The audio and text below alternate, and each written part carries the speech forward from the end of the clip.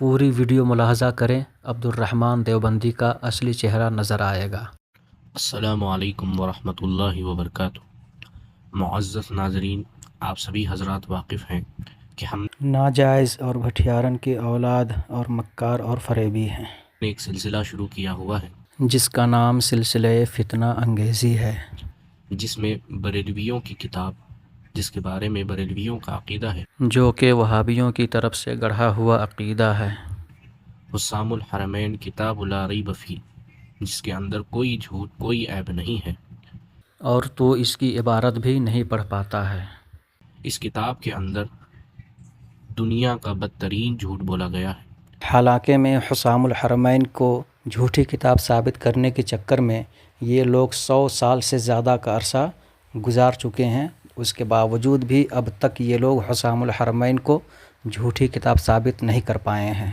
اور حضرت علامہ رشید احمد گنگوہی نور اللہ مرکزہ کی طرف جھوٹی نسبت کر کے حرمین کے علماء کے پاس جا کر جھوٹا فتویٰ لیا ان کے اعلیٰ حضرت نے۔ اعلیٰ حضرت فاضل بریلوی علیہ الرحمہ کی یہ کتاب حسام الحرمین صرف کتاب ہی نہیں بلکہ ایک ضرب کلیم ہے۔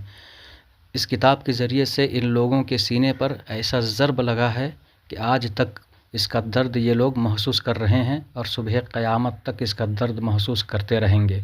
یہی وجہ ہے کہ یہ لوگ رنگ برنگ کا ناٹک کرتے ہمیشہ نظر آتے ہیں۔ تو جب ہم اس فتوے کا مطالبہ کر رہے ہیں بریلوی علماء سے، اور آگے آنے والی آڈیو میں آپ سماعت فرمائیں کہ میرا خوف تیرا خوف، تیرے سے تو ایک ادنا مولوی بھی نہیں گھبراتا ہے، تو بڑے بڑے علماء کی کیا بات کرتا ہے۔ دراصل لوگ تجھ سے بات اس لیے نہیں کرتے ہیں کہ تو آڈیو کالنگ کے ذریعے سے اس کا غلط استعمال کرتا ہے۔ اگر واقعی میں دم ہے تو فیس ٹو فیس سامنے کسی عالم سے بات کر کے دیکھ۔ ان لوگوں کے اندر اتنا بھر چکا ہے کہ میرا نام اور میرے شہر کا نام سن کر یہ لوگ فون کاٹ رہے ہیں۔ اس گدھے کو اتنا بھی پتہ نہیں کہ اس طریقے کا سوال ہر کس و ناقص سے نہیں کیا جاتا ہے، بلکہ اگر واقعی میں تجھے جواب کی ضرورت ہے، کسی معتبر معتمد عالم دین کے سامنے جا یا اس کو اپنے سامنے بلا، پھر بیٹھ کر کے اطمینان سے بات کر۔ تیرے ہر سوالوں کا جواب دینے کے لیے ہمارے علماء اہل سنت ابھی بھی زندہ ہے، اور جو اعتراض کر رہا ہے نا، اس اعتراض کا جواب کئی عالموں نے پہلے دے چکا ہے۔ اس کے باوجود بھی یہ تیری ہٹ دھرمی ہے کہ بار بار علماء کو، حفاظ کو فون کر کے پریشان کرتا ہے، جبکہ یہ جواب حاصل کرنے کا طریقہ بالکل غلط ہے۔ اگر واقعی میں تجھے جواب کی ضرورت ہے تو کسی عالم سے فیس ٹو فیس بات کر، فون میں بات کرنا بند کر دے، ورنہ تو ایسا ذلیل و رسوا ہوگا کہ تو اپنوں کے درمیان بھی اپنا چہرہ دکھانے کے قابل نہیں رہ جائے گا۔ یہی حال ہوا اس اویس رضا کا کہ میں نے جب اس کو عبارت پڑھ کے سنائی تو اس کو بتانا چاہیے تھا کہ فتویٰ کہاں ہے۔ تو جیسے اس نے عبارت دیکھی، دوسری مرتبہ جب ہم نے فون پر بات کی تو نام سن کر، شہر کا نام بتا کر کنفرم کر کے فون کاٹ دیا۔ ابے جاہل، تجھے تو پتہ ہوگا کہ اویس رضا قادری کا مشغلہ مناظرہ نہیں ہے بلکہ نعتیہ خوانی ہے۔ اب تو حضرت کو فون کر کے اس طریقے سے رسوا کرنے کی کوشش کرے گا تو کیا وہ تیرے انتظار میں فون میں لگا رہے گا؟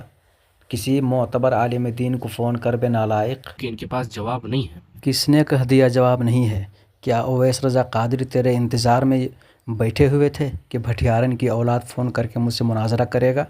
یہ مر جائیں گے، ان کی نسلیں آ کر مر جائیں گی، ان کی نسلوں کی نسل آ کر مر جائیں گی۔ نوٹ کر لے، ہمارا کوئی بھی عالم تیرا جیسا ناکارہ بیٹھا نہیں رہتا ہے، بلکہ سارے علماء اپنے اپنے کاموں میں مشغول رہتے ہیں۔ تو کسی کو اچانک فون کر کے اس کو رسوا کرنا بند کر دے، ورنہ تیری ایسی رسوائی ہوگی کہ تو منہ دکھانے کے قابل نہیں رہے گا۔